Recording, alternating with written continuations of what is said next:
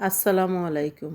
আজ আমি আপনাদের মাঝে আবারও নতুন একটি রেসিপি নিয়ে এসেছি। আমার রেসিপিটা শুরু থেকে শেষ পর্যন্ত দেখবেন। আজকে আমি তৈরি করব কচুর পাতার ভর্তা। প্রথমে আমি কচুর পাতা কেটে ধুয়ে নিয়েছি।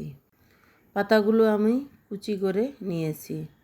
এরপর একটি কড়াইতে কচুর পাতাগুলো দিয়ে দিব। এরপর আমি 2টি রসুনের কোয়া দিয়েছি, 4-5টি কাঁচামরিচ দিয়েছি, স্বাদ মতন লবণ দিয়ে ঢেকে রান্না করব 5 মিনিট। 5 মিনিট পর আবারও ঢাকনা তুলে নেড়ে চেড়ে ভালো করে সিদ্ধ করে নিব।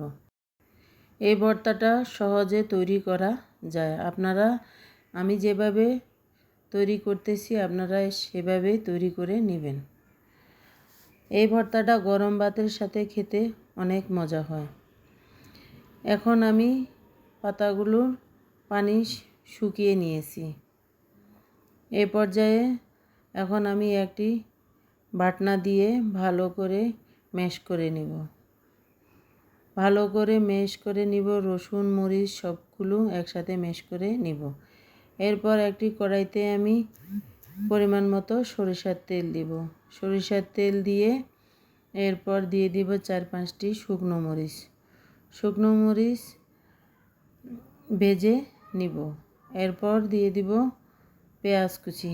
2টি পেঁয়াজ আমি কুচি করে নিয়েছি, 2টি পেঁয়াজ কুচি দিয়ে দিব। দিয়ে ভালো করে পেঁয়াজ কুচি নরম হয়ে আসা পর্যন্ত অপেক্ষা করব। এরপর আমি শুকনো মরিচগুলো তুলে নিব। এরপর পেঁয়াজগুলো ভালো করে নেড়ে চেড়ে হালকা ভেজে তুলে নিব। তুলে নেওয়ার পর হয়ে গেল আমার ভর্তার উপকরণগুলো তৈরি। এ পর্যায়ে আমি স্বাদ মতো লবণ দিয়ে শুকনো মরিচগুলো ভালো করে মেখে নিব। এরপর পেঁয়াজগুলো ভালো করে মরিচের সাথে আবারও মিশিয়ে নিব। ভালো করে মিশিয়ে এরপর দিয়ে দিব কচুর পাতার ভর্তাগুলো। কচুর পাতাগুলো পেঁয়াজ মরিচের সাথে ভালো করে নেড়ে চেড়ে মেখে নেব। এই ভর্তাটা যতটা সুন্দর করে মেখে নেবেন খেতে ততটাই মজা ও সুস্বাদু হবে। এরপর আমি দিয়ে দিব 1 ফালি লেবুর রস দিয়ে আবারও নেড়ে চেড়ে মিশিয়ে নেব। মিশিয়ে নেওয়ার পর হয়ে গেল আমার কচুর পাতার সুস্বাদু ভর্তা।